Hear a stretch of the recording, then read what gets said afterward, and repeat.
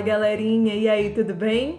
Saudade das aulas de literatura, né minha filha? Tenho certeza disso. Gostaria de dizer então nesse iniciozinho que eu tô morrendo de saudade de cada um de vocês, das nossas aulas presenciais, né? Dos nossos debates, dos nossos assuntos, de todos os tópicos que vocês traziam pra sala e tudo mais, sempre maravilhoso. E então a gente dá continuidade às nossas aulas por aqui.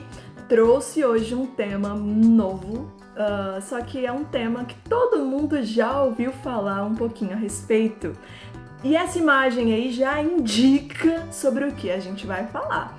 Primeira coisa, trouxe pra você a imagem de uma igreja, meu amigo.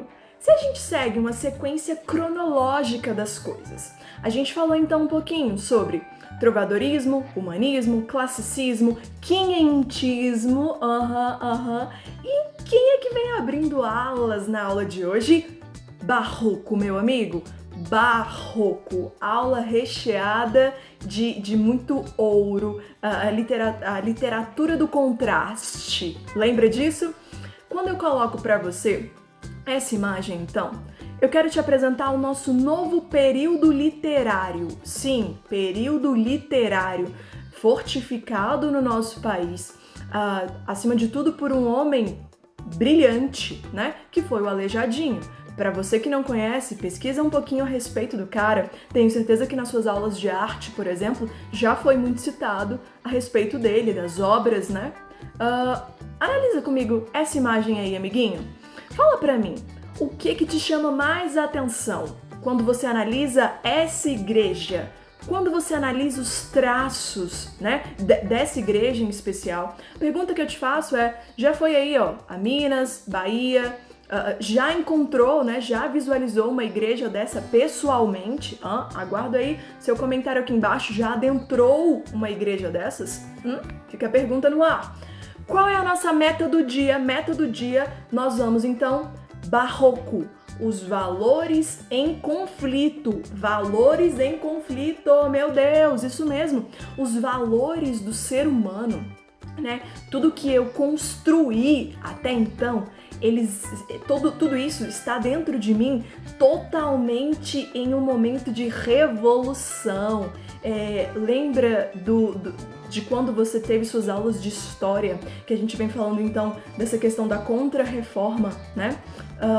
E o que eu te falo a respeito do Barroco, que pode ir começando a aguçar algumas coisas e tudo mais, fazendo muito sentido, quando eu falo para você que o Barroco é a literatura do contraste, eu estou te mostrando que nós estamos vivendo um momento de uma sociedade que era totalmente católica, queria muito a questão né, do reino do céu, alcançar o reino dos céus, da salvação divina.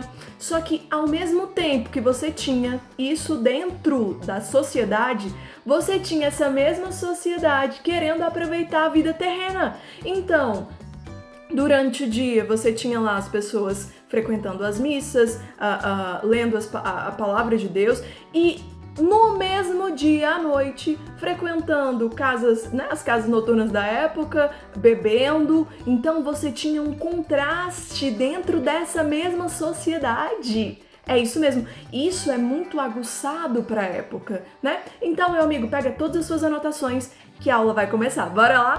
Seguinte, eu coloquei para você aí a pintura do Mestre Ataíde, meu amigo, e isso aí é o teto da igreja.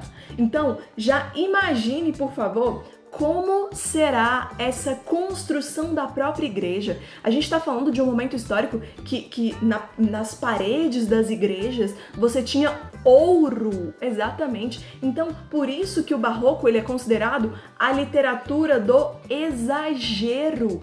Literalmente, analisa comigo essa tela. O Barroco em si, ele trabalha com a inserção de muita informação. Os espaços vazios são mínimos. Então, olha a questão do dourado, né? Da luz e sombra. Por que luz e sombra, Valéria? Porque nós estamos falando da literatura do contraste, meu amor. Então, tudo que for relacionado a ideias contrárias, contraditórias, nós vamos encontrar aqui na literatura barroca. Vamos lá, vamos passando. Eu pesquisei então para você A Última Ceia. A Última Ceia é produzida pelo Aleijadinho. Amigo, são esculturas. E eu quero te mostrar o quão magnífico foi esse homem, certo? No sentido de que as produções são literalmente vivas com o sentido de que até os próprios olhos dessas esculturas, né? Você tem uma sensação de que em algum momento ele vai piscar, de tão real que são esses traços, né? Que tão bem trabalhado, tudo bem? E aí então eu coloquei para você que o barroco, né, ele também é conhecido como seiscentismo. Então, em algum momento histórico ou de provas e tudo mais, que você verifique o nome seiscentismo, ele está falando de qual período literário?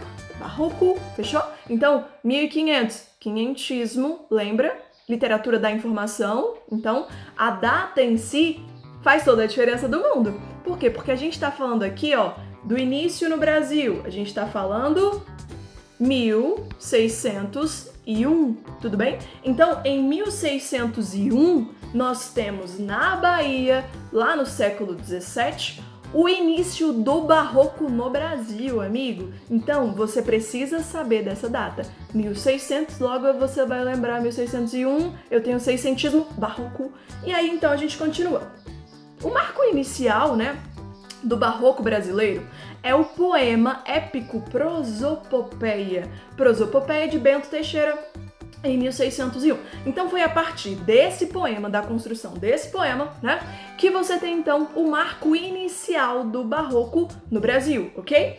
Além da literatura, manifestou-se também nas artes plásticas, na arquitetura e principalmente nas obras do Aleijadinho. Então eu quero te mostrar que o barroco em si, ele não ficou famoso apenas com a literatura, como vários outros períodos literários. Ele literalmente foi algo tão grandioso que ele conseguiu expandir também para as artes plásticas, para a arquitetura, principalmente com o Aleijadinho. É isso, tá bom? Pessoal, quantas vezes for necessário, vá voltando o vídeo, que aí você vai fazendo suas anotações de boa e tal. Amigo, analisa comigo então a etimologia da palavra. Você deve estar se perguntando, né? Mas de onde vem a palavra barroco?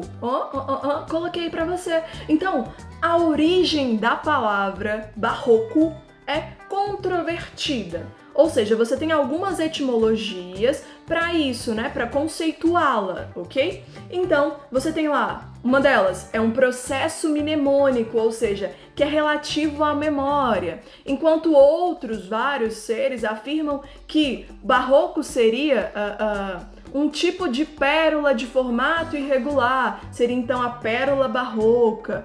E por aí vai, você tem vários conceitos, né, para essa formação da palavra barroco, ok? Então, a gente vai dando continuidade. Como forma de arte, como é que o barroco ele é designado, certo? Então, o barroco ele designa um estilo artístico que predominou no século XVII. Principalmente na Europa, mas eu disse principalmente, ok? Mas também em países da América, entre eles o Brasil, disseminando, entre outros artistas, pelo célebre Aleijadinho, ok? Então, nós vamos passando um pouquinho. O barroco é a arte da harmonia intensa. Se apegue a essas palavrinhas. Eu falei pra você no comecinho do nosso vídeo de hoje que o barroco é a literatura do contraste.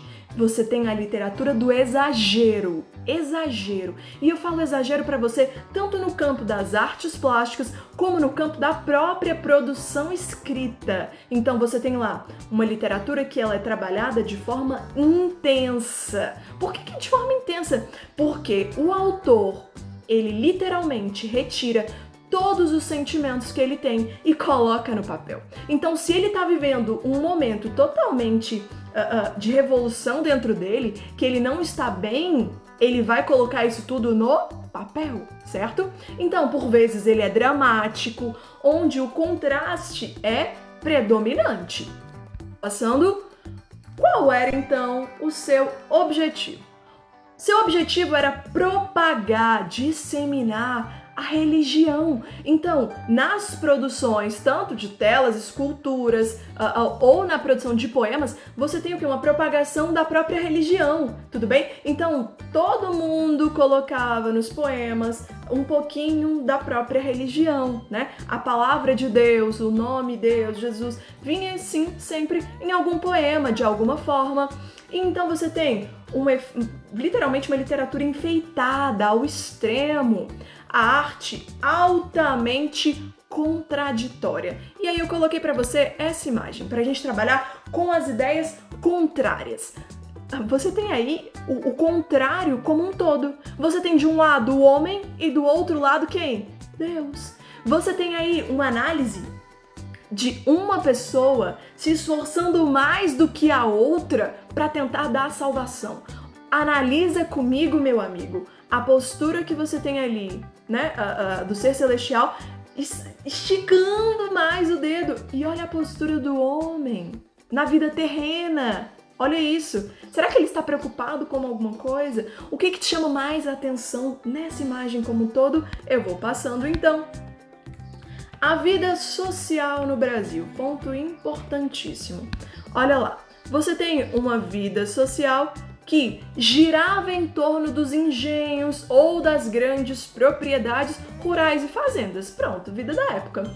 A dualidade era constante. A busca pelo modelo de civilização europeia convivia com a escravidão e a distância moral da Igreja Católica. Então, analisa comigo todos esses tópicos porque vão fazer interferência, sim, na própria literatura, certo?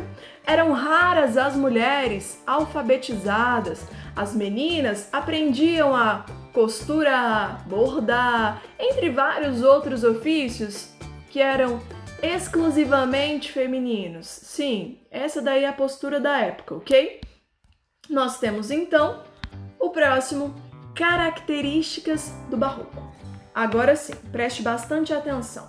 Quando a gente fala sobre a característica do barroco, um primeiro tópico que eu quero que você já vá anotando, montando seu mapa mental, depois você vai postar e eu quero olhar esse mapinha seu, é o seguinte: cultismo. Você tem dois contrapontos. Você tem o cultismo versus o conceptismo. Primeira coisa, saiba o que é o cultismo. O cultismo, ele é o exagero de ideias. Cultismo, exagero de ideias. Você tem uma complexidade dos sentimentos que são colocados no papel ali. Acabou.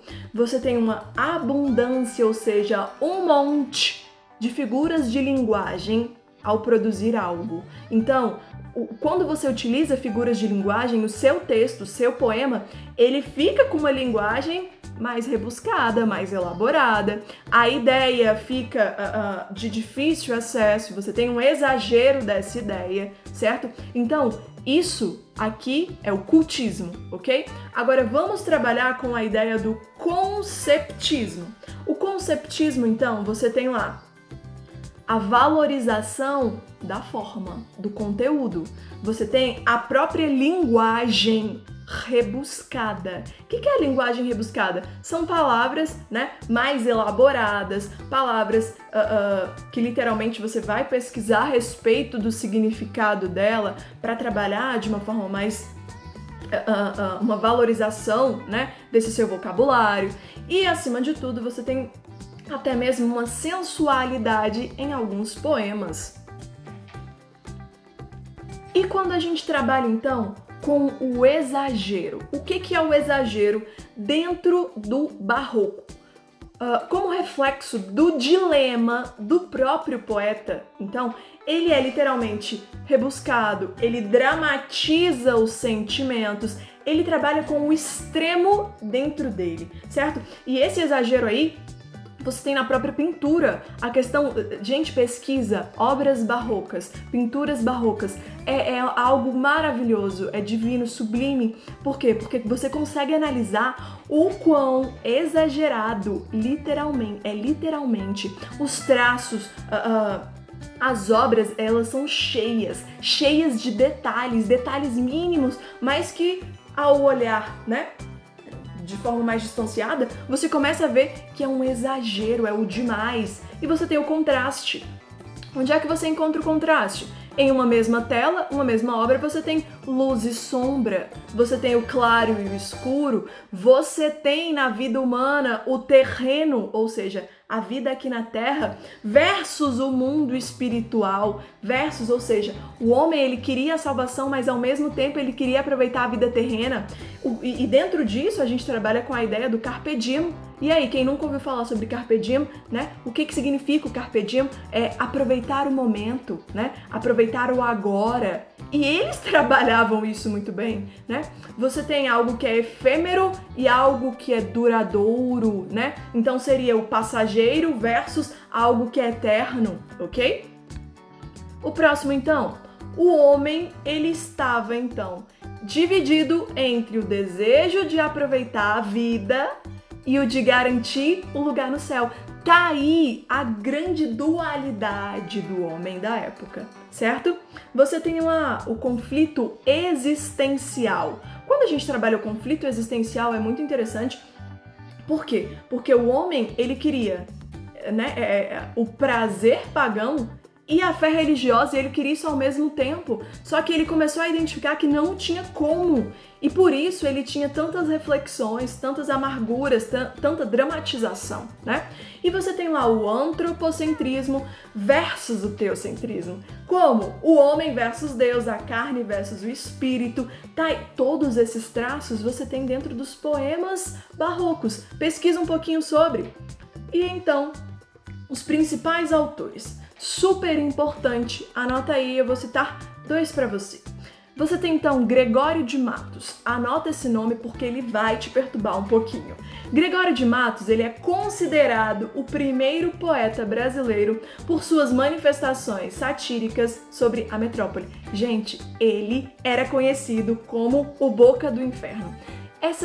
Essa intitulação, né, esse apelido, daí você já tira sobre o que ele produzia, né? Então, ninguém escapava das críticas desse cara. Pesquisa depois poemas sobre ele, né? Poemas que ele produziu. Você vai se encantar, porque ele conseguia criticar literalmente de todas as formas, todas as camadas sociais. Digo isso das mulheres aos próprios temas religiosos, que ninguém queria falar a respeito disso, né? Figura super importante para o barroco. E você tem também um ser totalmente maravilhoso, que é o nosso querido Padre Antônio Vieira. O Padre Antônio Vieira, ele veio para fazer a diferença no mundo da própria igreja. Por quê? Porque ele tornou-se notável pela qualidade dos sermões que ele produzia. Gente, ele era um padre. Exatamente, é isso mesmo, ele era um padre e veio para fazer a diferença no meio. Por quê? Ele dizia que o problema do fiel não seguir a palavra de Deus não estava no fiel, mas da forma como era passada a palavra de Deus. Então, o problema estava nos próprios padres, no próprio meio católico, né, da época. Olha isso, aonde, em que momento histórico nós poderíamos ver alguém dentro da própria instituição da igreja falar a respeito disso, né? Então, nos quais, né, nesses sermões, ele abordava como um todo a moral, a filosofia, a sociologia como um todo, a própria política, e ele se posicionava contra a corrupção. A gente está falando de um momento em que a própria igreja era riquíssima, né? Tanto que quando a gente cita que as paredes da igreja eram de ouro, não é à toa, né? Então ele lutava com essa questão das injustiças, né? E ele produzia então os próprios sermões. Para quem não lembra então, o sermão barroco tem como principal objetivo demonstrar uma posição moral através do quê? De várias imagens. Então, associadas a um fato ou a uma citação da Bíblia, pudessem ser símbolos, né, dessa posição a ser defendida. Então, eu quero te mostrar que o Padre Antônio Vieira, ele teve uma função para o barroco importantíssima dentro dessas produções dos próprios sermões. Meu amigo, eu vou ficando por aqui. Até a próxima aula e eu vou trazer mais coisas sobre o barroco para você. Pesquisa um pouquinho daí. Um beijo enorme para cada um de vocês.